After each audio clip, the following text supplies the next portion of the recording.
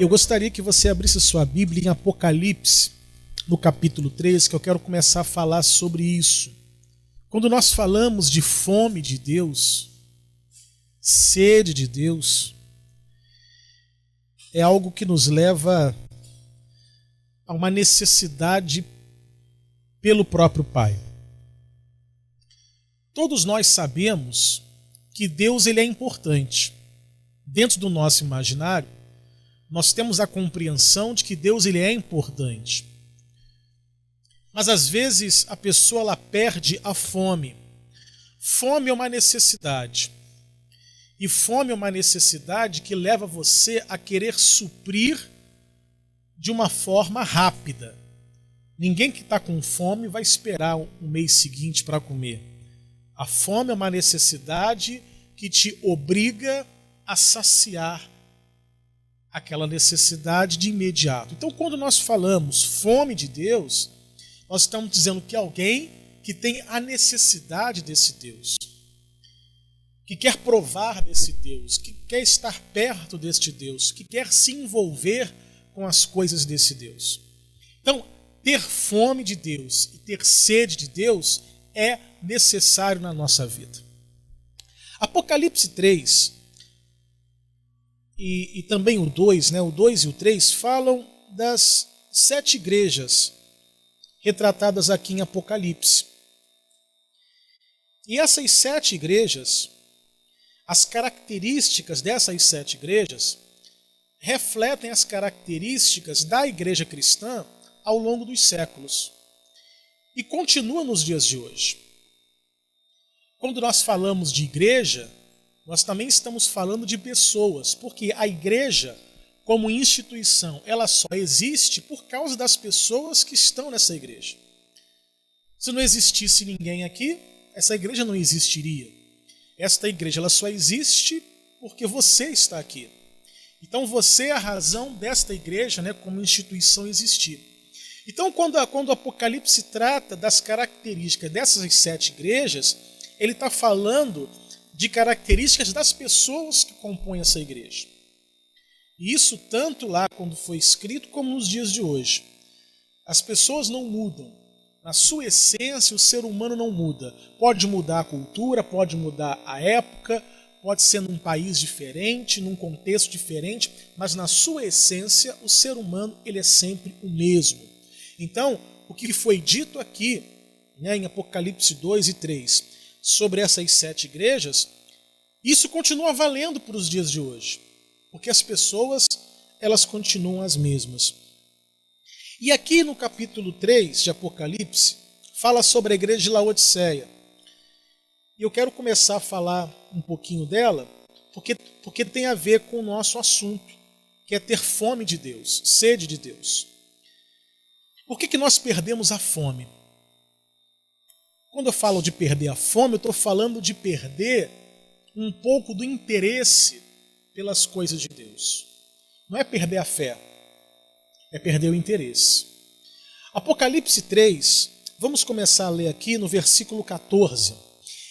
E ao anjo da igreja que está em Laodiceia escreve: Isto diz o Amém, a testemunha fiel e verdadeira, o princípio da criação de Deus.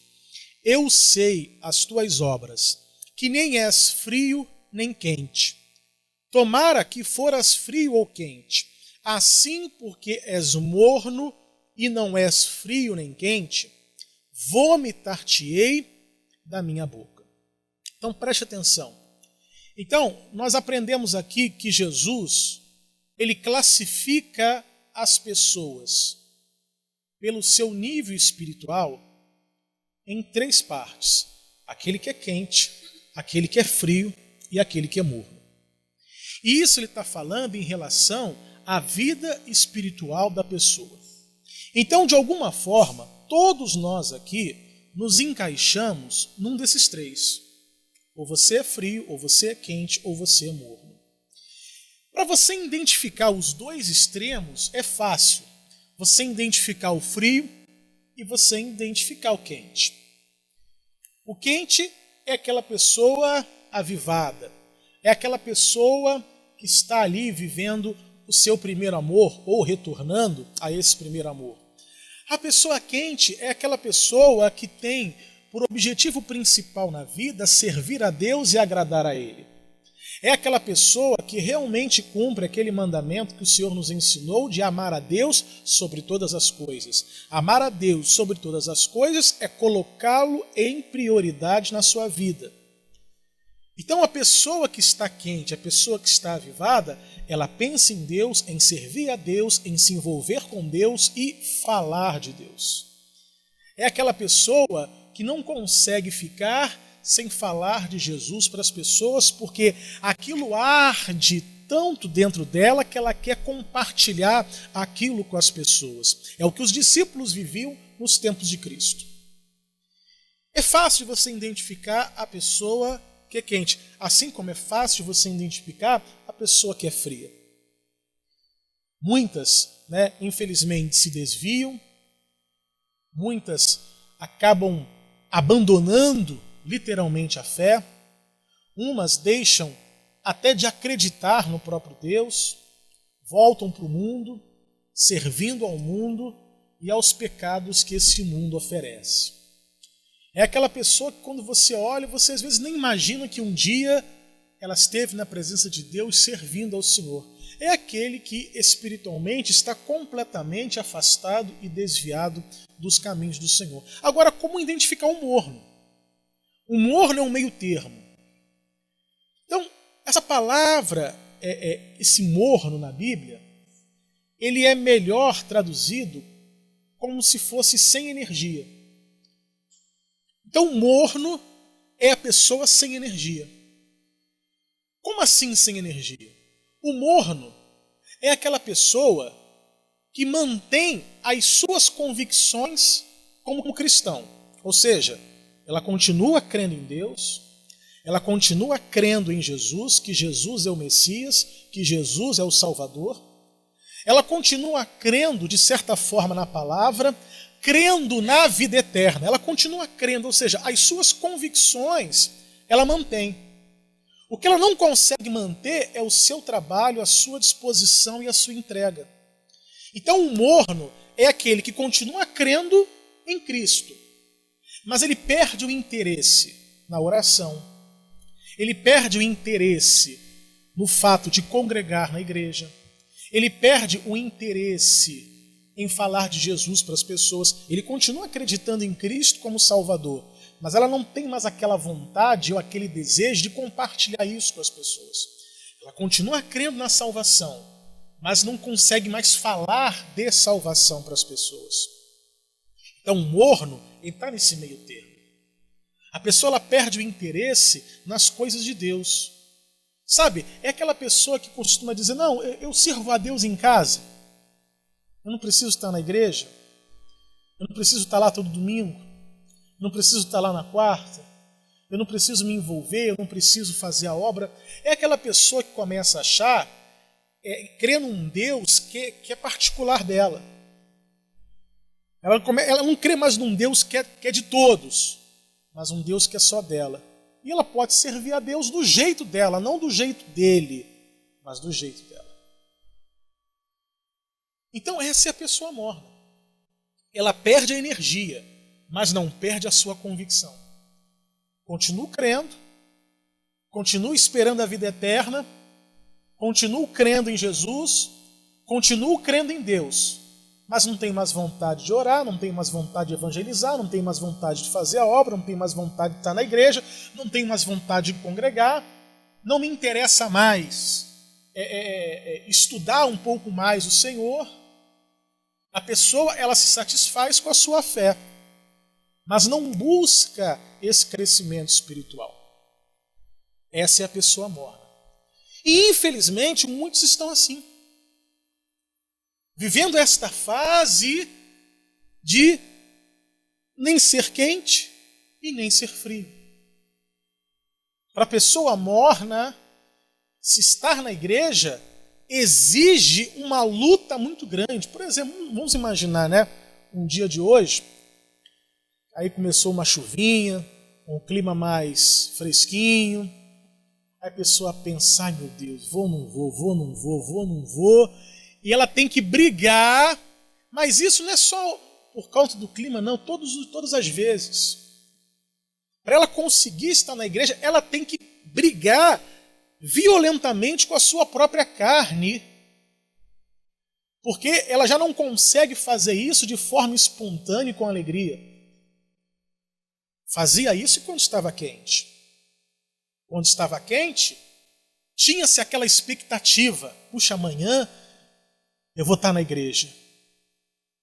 Existia uma expectativa, existia um preparo, a pessoa se programava, a pessoa se alegrava.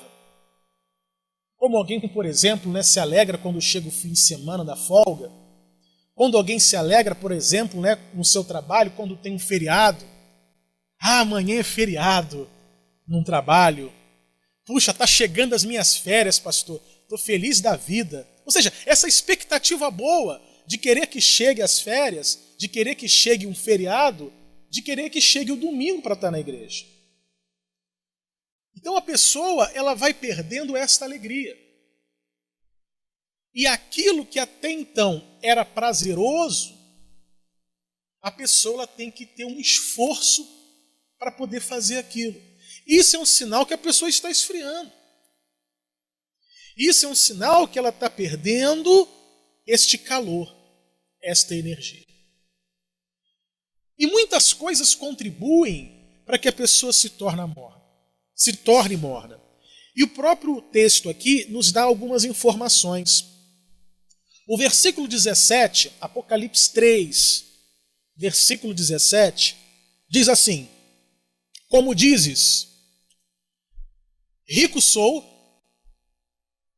e estou enriquecido, e de nada tenho falta. E não sabes que és um desgraçado, e miserável, e pobre, cego e nu. Então vamos olhar com calma aqui o versículo 17. Primeiro, a região de Laodiceia era uma região muito próspera. E obviamente que a igreja cristã que lá estava também desfrutava de toda a prosperidade. Era um lugar de um comércio muito intenso. E obviamente um lugar próspero, de pessoas prósperas. Então esta igreja, vamos dizer assim, financeiramente, era muito próspera porque os seus membros o eram. E a grande questão no ser humano é o seguinte: quando ele tem as suas necessidades humanas, as suas necessidades básicas satisfeitas, a pessoa se acomoda. É assim. E isso nos mostra a forma como nós nos relacionamos com Deus.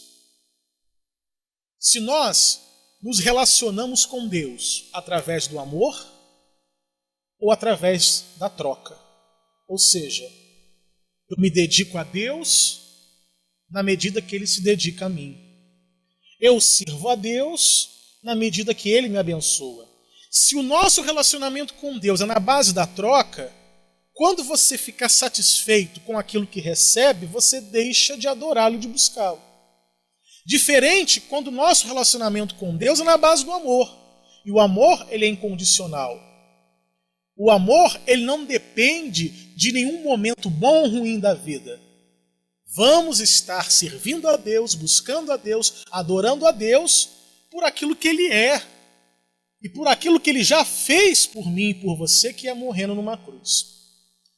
Agora, quando a relação da pessoa com Deus é na base da troca, ou seja, eu sempre tenho que estar esperando algo de Deus, eu sempre tenho que estar esperando alguma coisa que Ele faça por mim, para que então eu possa adorá-lo, chega um momento em que, a partir da situação em que eu tenho tudo, não há mais por que buscar, se eu já consegui dele tudo aquilo que eu queria.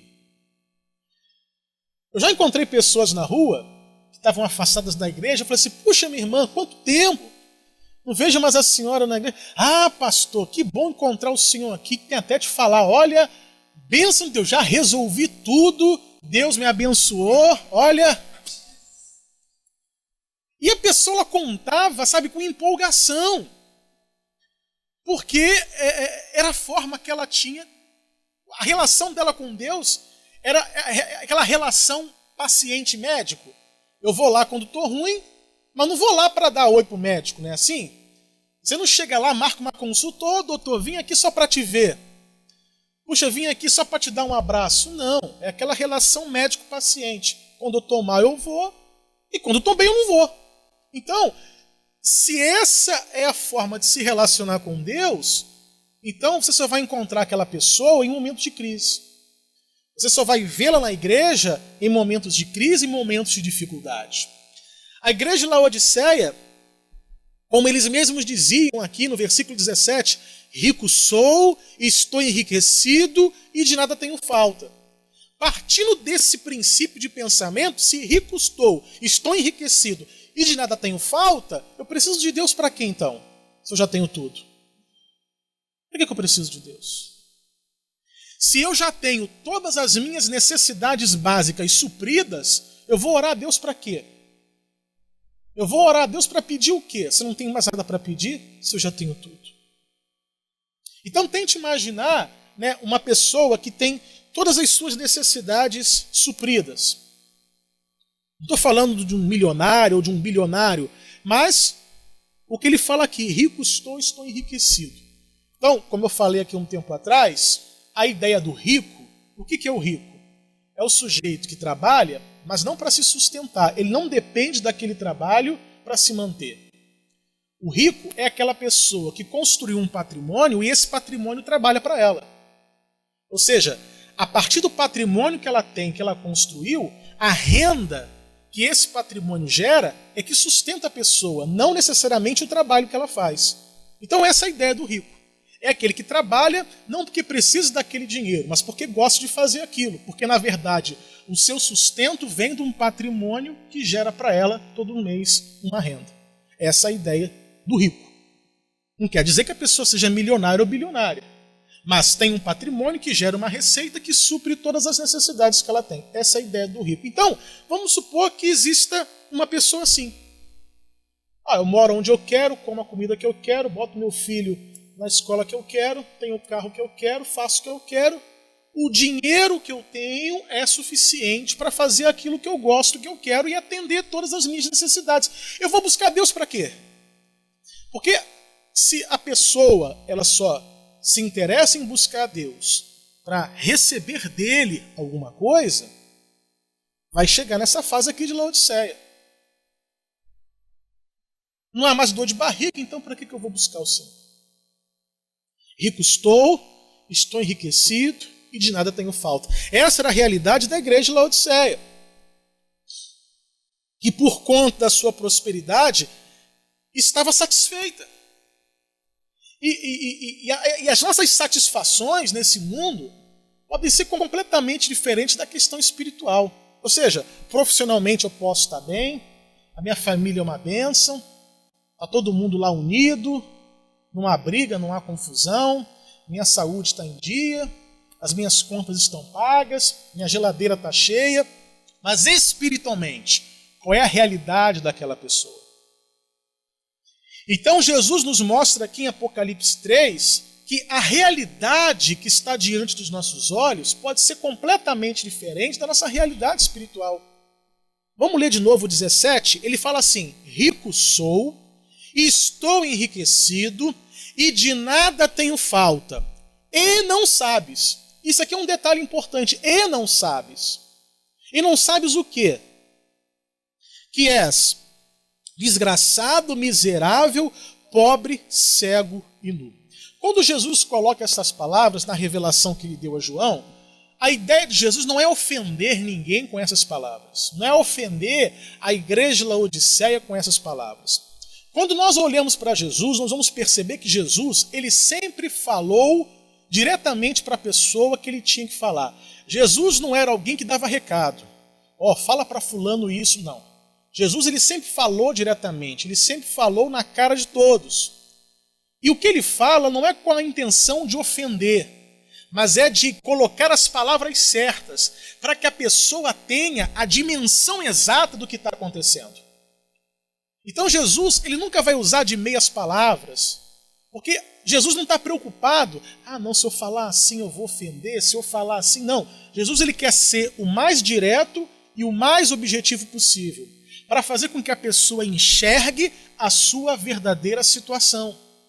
Então, quando ele usa essas palavras aqui, que para muitos pode ser algo pesado, desgraçado, miserável, pobre, cego e nu, desgraçado no sentido de não ter mais a graça. Então, desgraçado porque está fora da graça, longe da graça, afastado da graça. E ele fala de miserável, porque na verdade a riqueza e a prosperidade desse povo não consegue comprar a própria salvação deles.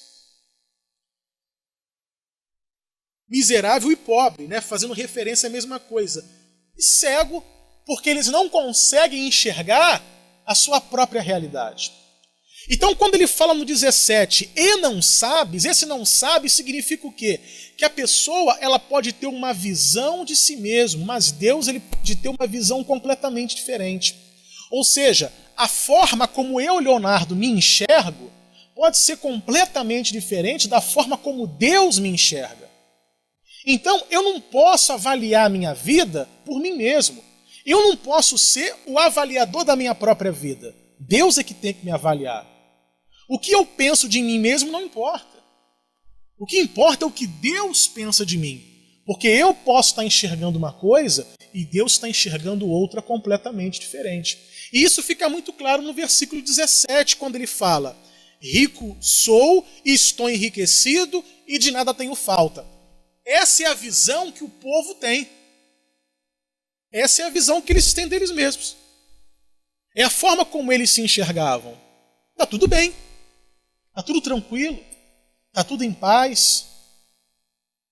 E como se não bastasse a região de Laodiceia ser uma região próspera, a perseguição ao cristianismo era muito menor do que em outras igrejas e outras regiões. Então, Laodiceia vivia uma prosperidade que os outros lugares não tinham e viviam uma perseguição cristã muito menor do que em outros lugares. Porque, às vezes, se tem aquela ideia do seguinte: se tudo vai bem na minha vida, é porque espiritualmente eu estou bem. Se tudo vai mal, é porque espiritualmente eu estou mal. E, às vezes, essa realidade é completamente diferente. Então, é este engano que, às vezes, faz com que a pessoa vá esfriando. O que é um engano? É quando alguém tem uma avaliação errada de si mesmo e ela se engana. E a Bíblia deixa isso muito claro quando fala que naquele dia, né, muitos dirão: mas Senhor, não expulsamos demônios em teu nome? E vai ouvir de Jesus o quê? Aparta-te de mim que eu não vos conheço. Ou seja, a Bíblia fala de pessoas que naquele dia vão ser surpreendidas, que vão chegar diante do Senhor com a certeza de uma salvação que não vai se concretizar. É o engano. Mas como é que uma pessoa pode se enganar? Justamente por isso, por ter uma avaliação errada de si mesmo. Então, o momento de nós enxergarmos isso é agora. Porque quando a gente fala de julgamento, né, às vezes pensa, não, julgamento final. O julgamento não é igual que você vê em filme, né, que tem lá a defesa lá discutindo com o promotor, acusação e defesa, debatendo lá, e o juiz lá com aquela cara de dúvida, sem saber o que fazer, se vai absolver, se vai condenar. Não. Naquele grande dia você só vai ouvir a sentença. Não vai ter discussão, não vai ter briga de defesa e acusação, e o juiz vai ficar em dúvida, né? Deus, meu Deus, será que eu absolvo? Será que eu condeno? Será que é céu ou será que é inferno? Né? Não existe isso. Lá não vai ter o que argumentar. Nada que você disser vai contribuir. Por quê? Porque a tua sentença já vai estar escrita. Você vai estar diante do Deus Todo-Poderoso, não para discutir com Ele, para argumentar ou para se defender. Não. Você só vai estar lá para ouvir para onde você vai. Pronto. Não adianta tentar argumentar, discutir, justificar. Não adianta. O lugar para você fazer isso é agora. É aqui nesse mundo. Aqui sim, você pode se justificar, você pode chegar diante de Deus, você pode pedir a Ele perdão, você pode confessar as suas culpas, você pode assumir com Ele um compromisso de ser diferente, de fazer diferente. Aqui você pode tudo isso. Mas lá é apenas ouvir a sentença, ou para a esquerda ou para a direita. Então a hora é agora. Meu Deus, se eu, Leonardo, estou como essa igreja em Laodiceia, eu estou achando que está tudo bem, mas na verdade está tudo mal, então eu tenho que enxergar isso hoje, para que haja tempo de eu fazer alguma coisa diferente. Então, o Senhor ele mostra aqui esta falta de visão que a pessoa às vezes tem. E isso faz com que ela fique morna. Ela vai perdendo aquela energia. E ela vai esfriando. E o que o Senhor fala é que, como está lá no versículo 16, ele fala: assim porque és morno e não és frio nem quente, vomitar-te-ei da minha boca. E obviamente que isso não é algo bom. É terrível. Então, como cada um tem que avaliar a si mesmo. Pode ser que ao meu redor, né, nesse mundo, esteja correndo tudo bem, mas e a minha vida espiritual? Como eu tenho me relacionado com Deus? Quais as expectativas que eu tenho em relação à minha vida espiritual? Em janeiro eu falava isso, né, lá para outra igreja que eu estava, em que todo começo de ano a pessoa cria expectativas em relação àquele ano. Como se a coisa fosse mudar só porque o calendário mudou. E aí então a pessoa ela sempre faz planos para as coisas desse mundo. Não, esse ano eu vou fazer isso, esse ano eu vou fazer aquilo, esse ano... Tá, mas espiritualmente, o que tem que mudar? O que tem que ser diferente? Nós temos que ter um zelo e um cuidado com a nossa vida espiritual, da mesma forma que nós temos zelo e cuidado com outras coisas. Porque é a nossa vida espiritual que vai determinar para onde vamos para a eternidade. Se à esquerda ou à direita do Senhor. Voltando aqui para Apocalipse 3, o versículo 18 fala assim: aconselho-te que de mim compres ouro provado no fogo. Ou seja, a riqueza que vocês têm, ô Laodiceia, não é uma riqueza que de fato enriquece. É uma riqueza que faz com que você apobreça. Por quê? Porque você está se afastando de mim. O que Deus está dizendo? A verdadeira riqueza sou eu. Eu sou a verdadeira riqueza. Então, o Senhor fala: aconselho-te que de mim compres ouro provado no fogo, para que te enriqueças, e enriqueças de verdade. Qualquer coisa que realmente te enriqueça é aquela que te aproxima de Deus. Qualquer coisa na vida que vai te afastar de Deus, aquilo não vai te enriquecer. A bênção de Deus, ela sempre enriquece. E enriquece por quê? Porque te aproxima do Senhor.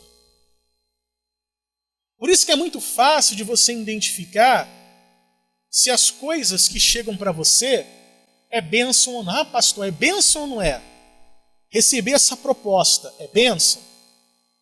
Olha, recebi isso aqui, é bênção? Olha, pode acontecer isso aqui, é bênção? É fácil você identificar o que é bênção, porque aquilo que é bênção sempre vai contribuir para que você esteja mais perto de Deus. E aquilo que não é, sempre vai contribuir para que você se afaste. Então, não é difícil de você identificar. Então, o que Laodiceia tinha era uma riqueza material, mas que contribuía para que se afastassem de Deus, não por conta da riqueza, não me entenda mal, mas por conta da sensação de bem-estar que ela pode produzir.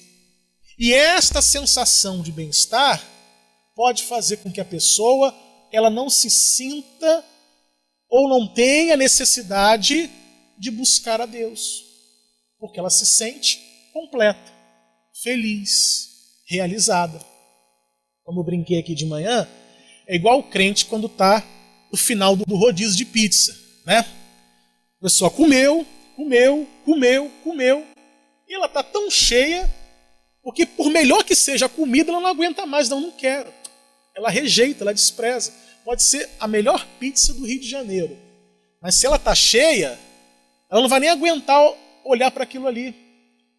Então, às vezes, o crente ele vive esse momento. O sucesso, a prosperidade, preenche a sua carne de tal forma que ela não se sente mais estimulada a buscar a Deus. Por quê? Porque a pessoa ela só aprendeu a buscar a Deus na necessidade. E quando essas necessidades são supridas, não há mais por que buscar. Então, tem situações em que Deus leva a pessoa à crise, porque na crise ele consegue se aproximar da pessoa. Então tem pessoas que vão passar por crise a vida toda, porque é a única forma que ela tem de se aproximar de Deus. Então, não podemos nos relacionar com Ele por conta das coisas que faltam ou que não faltam na vida. O nosso vínculo com o Senhor tem que ser o amor. E o amor ele vai estar presente em momentos de crise e em momentos de prosperidade. Então, na crise, eu amo o Senhor e busco Ele. E na riqueza, eu amo o Senhor e busco Ele. Então, a grande questão aqui de Laodiceia não é a riqueza que aquele povo tinha, mas era a forma como eles se relacionavam com Deus. A pessoa pode ter muito, pode ter tudo, pode ser a pessoa mais rica desse planeta, mas se o relacionamento dela com Deus é pelo amor, isso nunca vai mudar, isso nunca vai trazer esfriamento a ela. Então ele fala no 18, aconselho-te que de mim compres ouro provado no fogo, para que te enriqueças, e vestes brancas, para que te vistas, e não apareça a vergonha da tua nudez. A nudez é uma coisa, né, que uma pessoa normal é algo que incomoda. Pelo contrário, né, quando a pessoa está no mundo, é a nudez que ela quer mostrar. A gente até falou isso aqui, né, citando o próprio endemoniado gadareno, que por conta da sua possessão demoníaca andava nu. Mas andava nu por conta de demônios que estavam na vida dele. Quando o demônio foi expulso, ele procurou uma roupa para vestir. Então aquele que gosta de exibir o seu corpo e a sua nudez pode ter certeza que não está sozinho, né? Tem algum demônio ali acompanhando. Mas quando ele fala aqui de nudez, por quê? Porque a vergonha da tua nudez. A nudez é algo que constrange. Né? Você vê lá no Éden, quando eles pecaram, Adão e Eva, e comeram daquele fruto, e viram que estavam nus, procuraram o quê? Algo para se cobrir. Então, quando ele fala de nudez, é isso. É quando você enxerga a sua própria realidade e aquilo te envergonha, aquilo te constrange, a ponto de você querer fazer alguma coisa para mudar. Então esse é um constrangimento saudável, porque é um constrangimento que vai te levar a enxergar, nossa, meu Deus, eu sou assim, eu não sabia. Essa é a minha realidade. É como se você fosse, sei lá, olhar para um espelho e não contemplar o que você é fisicamente, mas é como se você fosse capaz de olhar para o espelho e enxergar a sua realidade espiritual. E diante daquele constrangimento, você quer fazer alguma coisa para consertar aquilo. Então ele fala, e não apareça a vergonha da tua nudez, e que unja os teus olhos com colírio, vejas. E no 19, olha só que interessante que ele fala. Eu repreendo e castigo a todos quantos amo. Sê, pois, zeloso e arrepende-te. Tem uma tradução que eu gosto muito, que ele fala, em vez de ele falar a palavra zeloso, ele fala assim, leve a sério e arrependa-te. Ou seja, leve a sério a sua vida espiritual. Seja zeloso com a sua comunhão com Deus. Ame-o de todo o seu coração. Cumpra aquele mandamento, amar a Deus sobre todas as coisas. Ou seja, quando há esse amor, não importa em que fase da vida você está.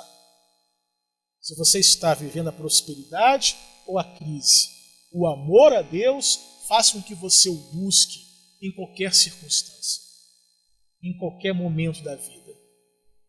E faz com que você não perca o interesse. Porque quem ama a Deus não ama apenas a pessoa de Deus, Mas tudo que envolve Deus, tudo que diz respeito a Deus, seja a Bíblia, seja um livro, seja um estudo, seja a oração, seja o louvor, seja o trabalho ministerial, seja o evangelismo, seja o discipulado, ou seja, aquele que ama a Deus também ama se envolver com tudo que diz respeito a Deus. Tudo gera interesse. Às vezes eu brinco dizendo quando a pessoa, ela está lá apaixonada por alguém, e a pessoa fica lá horas no telefone, ela quer saber de tudo, ela se interessa por tudo. Nossa, o que você comeu hoje? Não, comi aqui, purezinho de batata, tal. Ah, é? Ah, tá gostoso, tá? Sabe, quando a pessoa tá nesse romance, tudo do outro interessa, Tá ali, tudo ela quer saber. Aonde você foi? Você pegou que ônibus? Como é que era o cobrador? Tal, não sei o quê. A pessoa se interessa por todos os detalhes, porque ela ama. E quando ela ama, ela quer participar da vida do outro, ela quer dividir a vida com o outro, ela quer fazer parte da vida do outro. Então aquele que ama a Deus tem que ter o mesmo sentimento. Então eu amo a Deus, eu quero me envolver com Ele, eu quero estar perto dEle, eu quero ficar com Ele 2 horas no telefone, eu quero estar orando o tempo todo, eu quero me interessar pelo que Ele fala, pelo que Ele diz, pelo que Ele ensina. Então é a Bíblia, então eu vou ler. É um livro, então eu vou ler. É a obra, então eu vou fazer. Então quando há o amor, há uma dedicação. Porque o amor a Deus não é uma coisa que você sente, mas é uma coisa que você externa. Então o amor, ele sempre vem junto com o trabalho. E o cristianismo é isso. O cristianismo não é uma ideia que você tem. Não, o cristianismo, ele exige que você participe. E Deus quer participar junto com você. Jesus veio a esse mundo e não fez nada sozinho. Ele fez questão de chamar pessoas para trabalhar junto com ele. Então o cristianismo é isso. É você junto com Cristo participando do trabalho. Só que a pessoa morna, ela perde esse ímpeto. É um cristão parado. Mas por que está parado? Porque perdeu a energia. Então morno é isso. É a pessoa sem energia. Morno é aquele que continua crendo em Deus, mas não tem mais energia, não tem mais disposição, não tem mais desejo, não tem mais vontade de se envolver com as coisas de Deus. Então, nós temos que olhar para o nosso interior e saber classificar. Eu sou quente, eu sou frio, eu sou morno. Só há essas 3 hipóteses. E todos nós, sem exceção, vamos nos encaixar num desses 3. E ao avaliar a sua vida, você tem que saber em qual desses 3 você está.